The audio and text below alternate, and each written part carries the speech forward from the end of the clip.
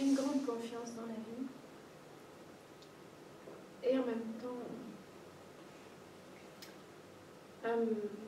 je me sens dans une notion de survie, dans le fait de mener,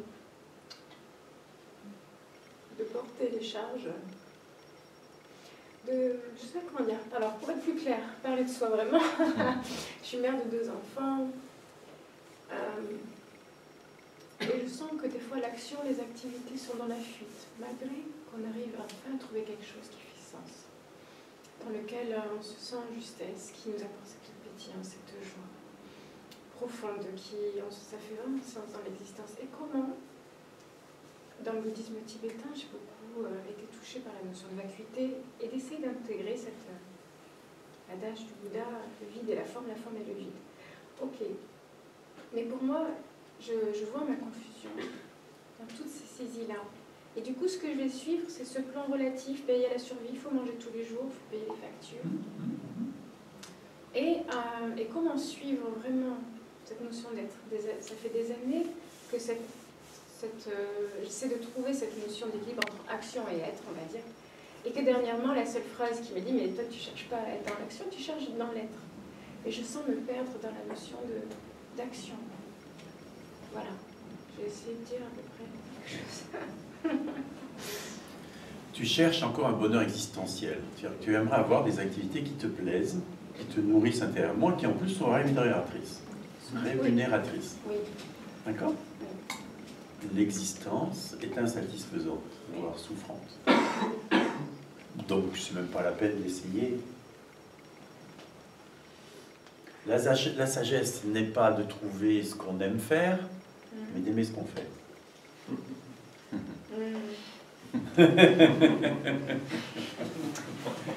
La liberté, elle est là. Tu vois? La liberté, elle n'est pas dans ah, ça y est, enfin j'ai trouvé le job de ma vie et je vais pouvoir m'éclater. Ça n'existe pas vraiment, ça. Peut-être pour quelques personnes, mais voilà.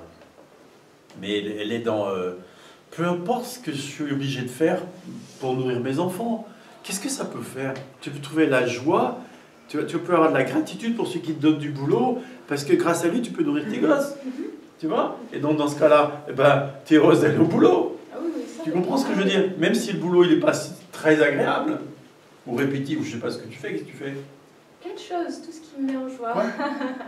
Je suis lithothérapeute, numérologue, bah alors, scolaire. Moi, je et tu gagnes ta vie avec ça? Je fais que des choses que j'aime. Bah, de quoi tu te plains alors? Et tu gagnes ta vie avec? Oui. Bah alors, de quoi tu te plains? Elle est trop chanceuse si elle se plaint. En fait, c'est intéressant parce que tout ça s'appuie sur l'idée d'un moi. Et tu peux voir que même quand tout afflue de façon merveilleuse dans la vie, il y a quelque chose qui n'est pas contenté. Pourquoi? Parce que ça s'appuie sur l'idée d'un moi. Et que le contentement avec l'idée d'un moi ne sera jamais contentant en soi. Donc qu'est-ce que moi? Qu'est-ce que moi? Qu'est-ce qui n'est pas satisfait là-dedans? Qu'est-ce que tu cherches? Tant qu'il y a l'idée d'un moi, il y aura une recherche de contentement. C'est l'activité même de recherche, le moi. Alors, tu pourras avoir tout ce que tu veux, ça continuera quand même. Elle a déjà tout ce qu'elle veut. 2 gosses, merveilleux. Un travail qui lui plaît, qui lui permet de gagner sa vie et de nourrir ses gosses, de payer ses factures, tout ça. Enfin, elle a déjà tout ce qu'elle veut. Elle a réalisé que la forme et le vide c'était la même chose. Oui, c'est relatif. C'est vrai que tout ça est relatif. Mais qu'est-ce que tu es en réalité? Là maintenant tout de suite. Je ne saurais pas le définir. Hein?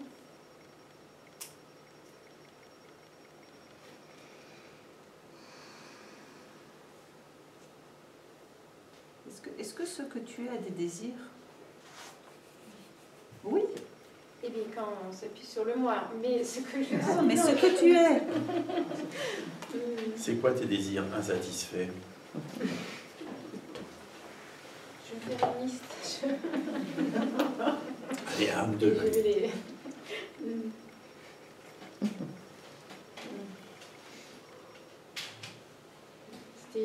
question humour ou une vraie Non, question non, une vraie question. Un ou deux, ouais. rhétorique ou non? Les désirs insatisfaits. Il y en a bien qui montent quand même. Alors oui. Dernièrement, un de mes désirs insatisfaits, c'est d'arriver à pouvoir rester calme dans toutes circonstances, par exemple. Ah ouais. Waouh. Car on a un fils qui pète Alors, une qu'est-ce nuit. qui veut bien lui écraser le pied pour voir si ça fonctionne? Ah, Ça ne on peut fonctionnera pas. jamais. Non. D'accord. Mais pourquoi veux-tu rester calme en toutes circonstances? Moi, j'adore quand ça explose. Oui. Tu sais, des fois, je fais exprès de mettre Marie en colère parce que j'aime quand elle est en colère. C'est beau. Heureusement qu'elle reste pas stoïque en toutes circonstances, je m'emmerderais. Peut-être tu as une idée de ce Moi, je qu'est me la suis calmé, paix. hein. Je te mets plus trop en colère. Oui, je pense que c'est ça. La paix n'est pas existentielle, Eh oui. c'est ta nature. C'est comme le bonheur. Voilà. Le bonheur n'est pas existentiel. Ah, C'est ta nature. pétage de neurones. Ok. Eh ben, bien sûr, bien sûr. Mhm. Si vous cherchez un bonheur existentiel, une paix existentielle, une joie existentielle, ça va toujours faire des hauts et des bas. Parce que le deuxième précepte du bouddhisme, c'est tout est impermanent. Donc, Et le troisième, il n'y a pas de moi. voilà. Au passage. Parce que les trois piliers du bouddhisme, c'est quand même ça, quoi. L'existence est insatisfaisante, souffrante, tout est impermanent, et il n'y a pas de moi. Ce sont aussi les trois voies d'accès vers la réalisation pleine et entière. Tu comprends? Et si vous appuyez pas là-dessus, en plus tu fais du bouddhisme, c'est un peu con, tu vois? C'est raté, quoi. Et toi, tu cherches une stabilité existentielle, tu vois? Quelque chose qui ne bouge pas au niveau de l'existence, toujours heureuse au niveau existentiel. Pas de vagues émotionnelles négatives. Non, c'est ça. Bah si, rester stoïque en toutes circonstances, n'est-ce pas? Rester En fait, c'est souriante en toutes c'est circonstances. pas stoïque. Par exemple, j'appuie ce que je vous ai dit là sur une expérience que j'ai vécue la semaine dernière avec un de mes fils qui était en pleine rage et colère. Et je vois à chaque fois comment lui il cristallise les choses et comment, à ce moment-là, son émotion, et je viens réagir. Oui. Et pourtant, en ce moment, je vois l'émotion, Oui, oui. la colère, et je dis, Oui. ah, je viens de dire quelque chose qui a encore engrainé quelque chose Oui. dans Oui. ce cycle de Oui. souffrance, et Oui. qui ne prend pas ce recul-là dans l'instant. Oui. Et qui es-tu pour discuter avec Dieu ce qu'il a fait de toi à ce moment-là? Alors, je ne me suis jamais posé cette question. Il est beau que tu te la poses. Et oui, à ce moment-là, d'accord. Parce que ça, je ne l'avais jamais Mais regardé de cette manière-là. C'est ça que je... qu'est-ce que tu es? Qu'est-ce que tu es? Si tu te prends pour un organisme, alors vraiment, mais qui es-tu pour discuter avec le tout, avec la sagesse et l'amour divin de ce qu'il manifeste?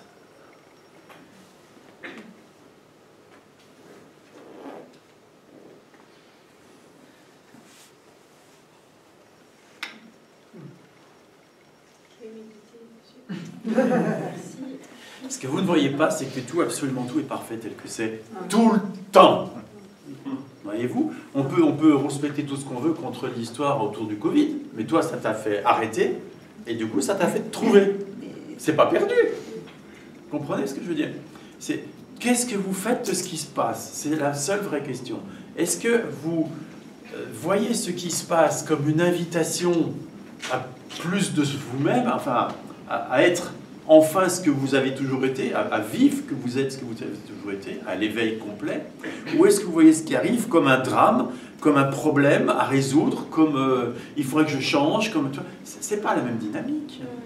Tu comprends? Tout est une invitation. Tout le temps, tout le temps, tout le temps. Et arrêtez de penser que vous savez ce qui est bien ou mal en soi. Vous souvenez-vous de la Bible? Ils mangèrent du fruit de l'arbre de la connaissance et du mal. Fruit de l'arbre de la connaissance du bien et du mal. Et ils furent chassés du paradis. C'est-à-dire que ce n'est pas Dieu qui les en a chassés.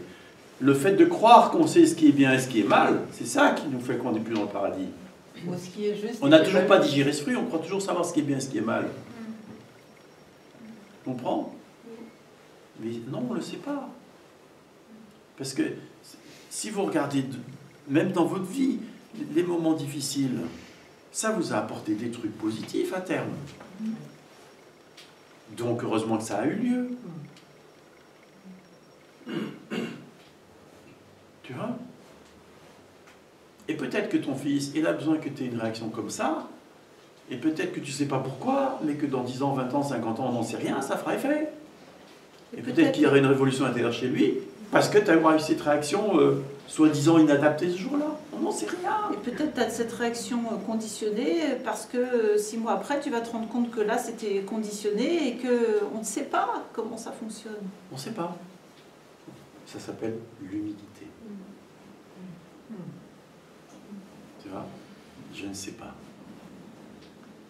Qu'il soit fait selon ta volonté. Si jamais ça se fâche, bah c'est que ça devait se fâcher. La preuve, ça s'est fâché. Tu comprends?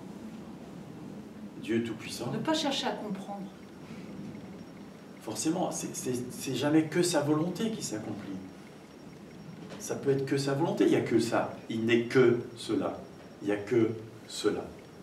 Ça ne peut pas être autre chose que sa volonté qui s'accomplit. Quoi que ce soit qui apparaisse. Qui est-on pour en discuter? Qui est-on pour avoir quelque chose à redire là-dessus? Ça n'a pas de sens. Tu vois? C'est plutôt oui. Tu vois? Ça peut être je aussi... ne sais pas pourquoi, mais oui. Oui. Tu sais mieux que moi, quoi. Ça peut être... Qu'est-ce que ça me montre que je ne vois pas encore?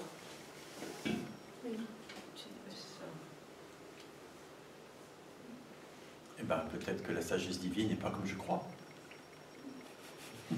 Par exemple.